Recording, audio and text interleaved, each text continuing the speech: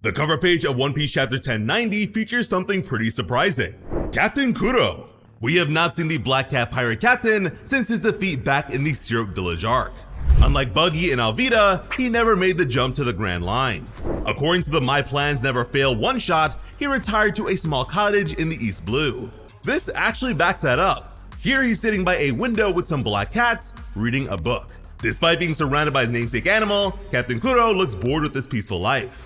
Is he planning a return to piracy, or is he just annoyed at the memory of his past failure? He's actually on my top 10 favorite characters list. Mostly as a joke, but I'm glad Oda hasn't forgotten about him. I honestly think the live-action series is what really made him think of this guy again. The chapter itself starts with Luffy talking over York's Den Den Mushi call with the Gorosei, now broadcasting his words over Egghead Island's speaker system so the entire Marine fleet can hear him. Naturally, he introduces himself to both the Gorosei and Marines as Monkey D. Luffy, the man who will become the Pirate King.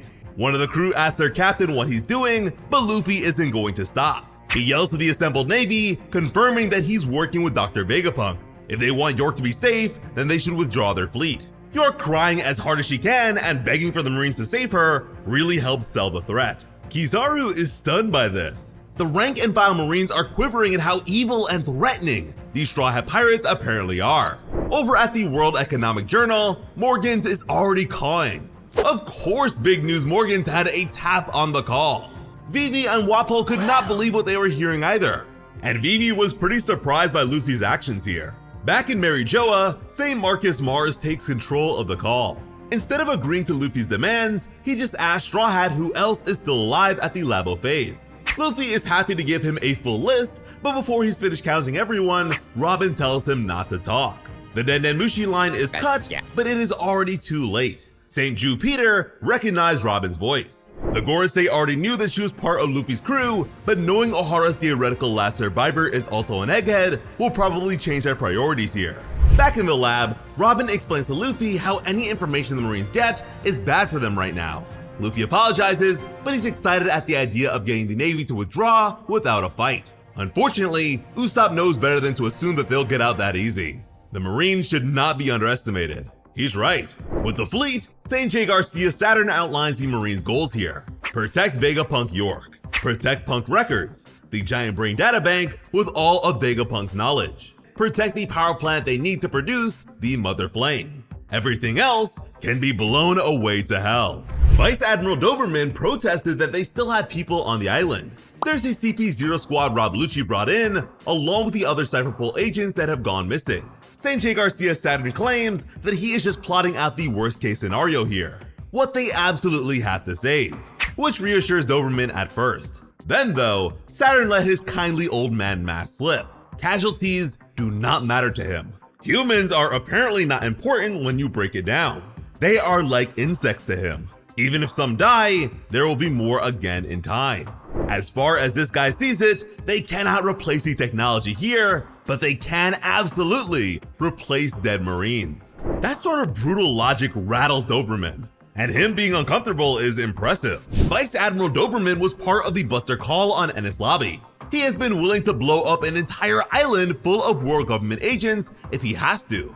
But hearing his boss so openly not care about the lives of loyal agents is enough to even make a devoted Vice Admiral worried. Back in the lab, Vegapunk York, the villain who killed multiple Vegapunks and planned to betray them all to the world government, was crying like a spoiled child.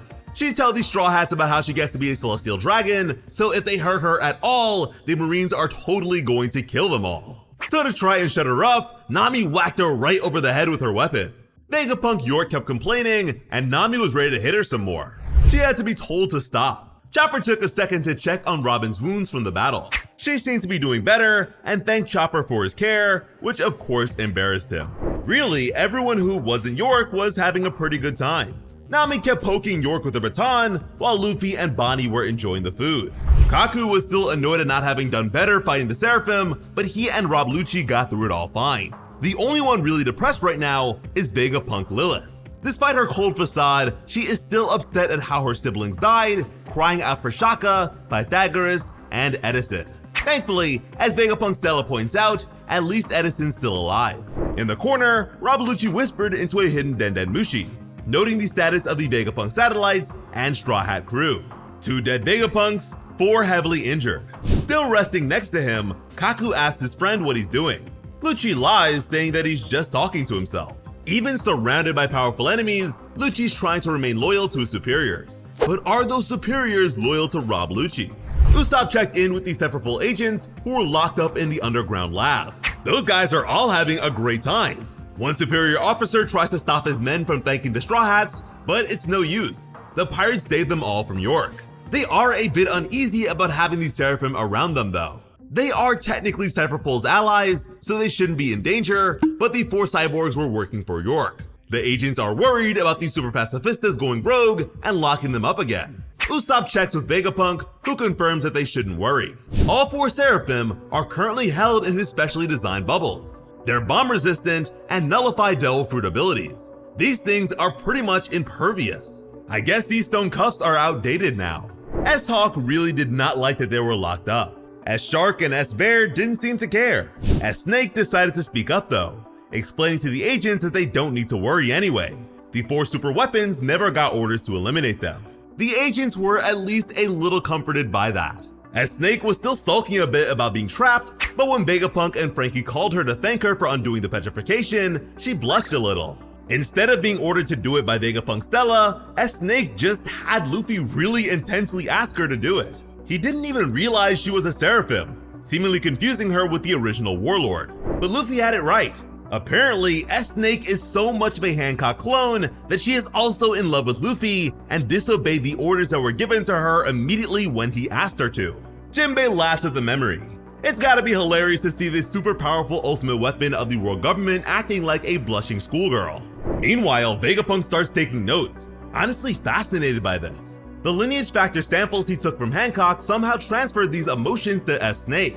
If that's consistent, all these Seraphim probably have some of the emotions of the original. That says a lot about S-Hawk's attitude. No wonder the little guy wants to get out and show off. He has Mihawk's pride. And to prove this emotional transfer wasn't just a one-time thing, Luffy comes to the screen to thank Hancock again, making S-Snake cover her face in embarrassment. Across from them in the control room, Punk Atlas has some bad news. Even though they've got the communication system working now, they can't open the Frontier Dome. Vegapunk York laughs from the floor. Even if she lost the fight, she has one last thing to stop the other Vegapunks. She locked down the dome with a password, one she didn't upload to Punk Records. No one can get out of here without working it out or having York tell them. Vegapunk Lilith is ready to pulverize her evil sister for yet another betrayal, but the big woman just keeps laughing. This provided her a bit of insurance against the Vegapunk Straw Hat Alliance. She even started asking for food. Stussy, having used the lab's controls, reported back to Stella that they are entirely surrounded. 100 ships with 30,000 Marines. Vegapunk admitted that the situation wasn't great, but the old man's not too worried about this. He turns to Nami, checking to see if she is the navigator of the crew. Her 3-way log pose hasn't reset just yet. The Straw Hats haven't spent long enough on Egghead Island to get a new heading. Still, they can follow one of the other directions they got from Wano. Vegapunk confirms that that can work. One of the remaining needles is pointing northeast, right in the direction of Elbaf.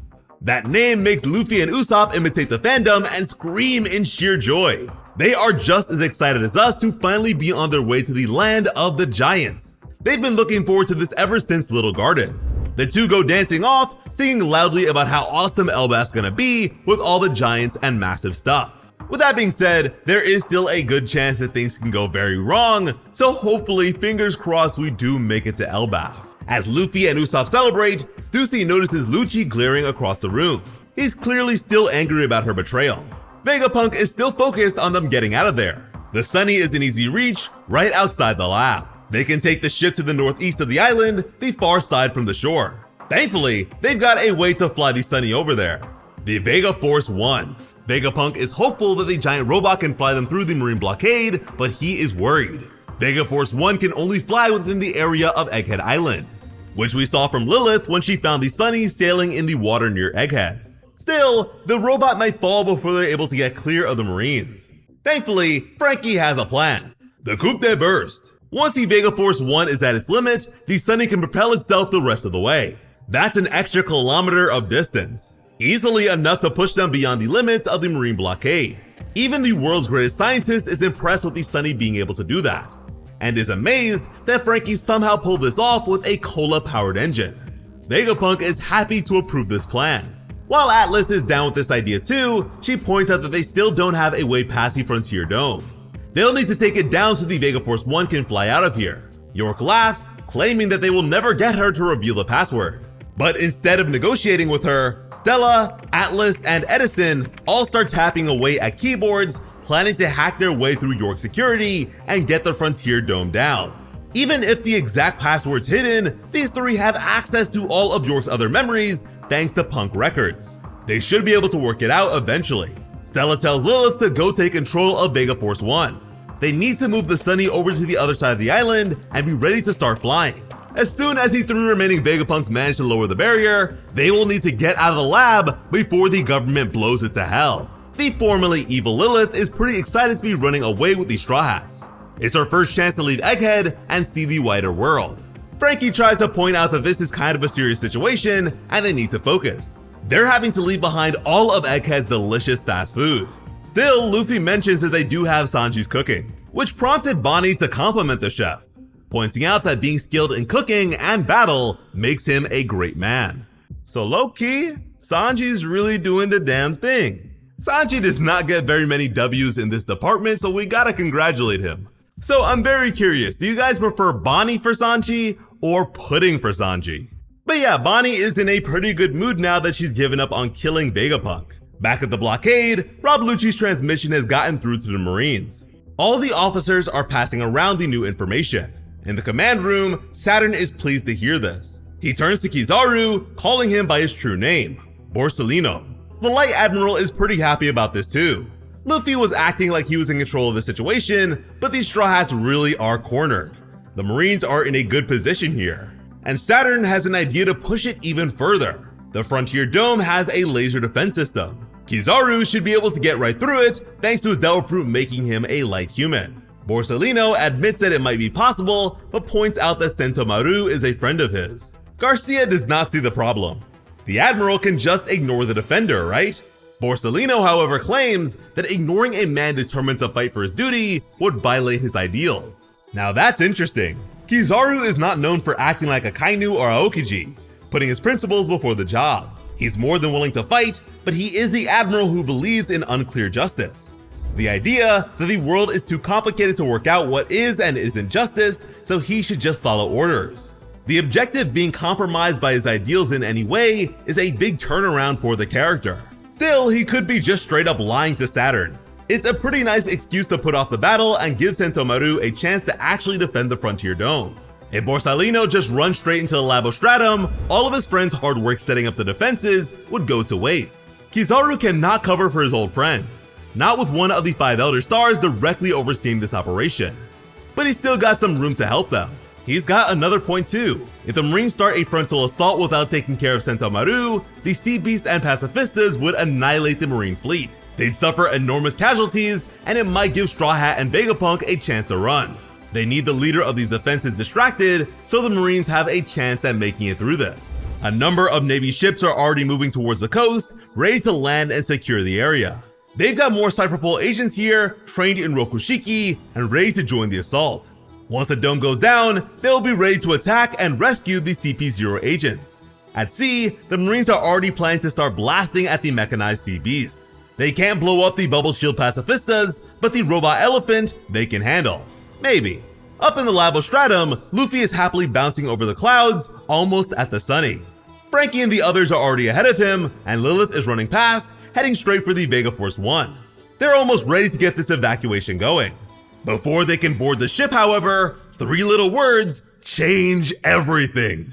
Yata no Kagami. With a sudden blast of light, a massive beam passes over the assembled sea beasts. They can't even react to it in time, as Kizaru blasts through Egghead in his light form, dancing from building to building way too fast for the eye to follow. Sentomaru grins. He's ready for this fight, and he is going to enjoy it. The defender of Egghead Island gives his one last order to the Pacifistas. Obliterate every enemy they see. The fight is on. Kizaru called out to Sentomaru, telling the warrior to defend himself. This time, the SSG captain is ready. Even as Kizaru returns to his physical form, lashing out with a light-speed kick, Sentomaru's guard is raised, ready to catch the blow.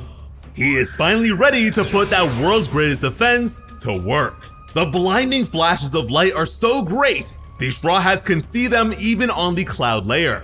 Luffy looked down. He could feel that someone very strong was on the way. And for once, Monkey D. Luffy, the new Joy Boy, the man who beat Kaido, actually looks scared.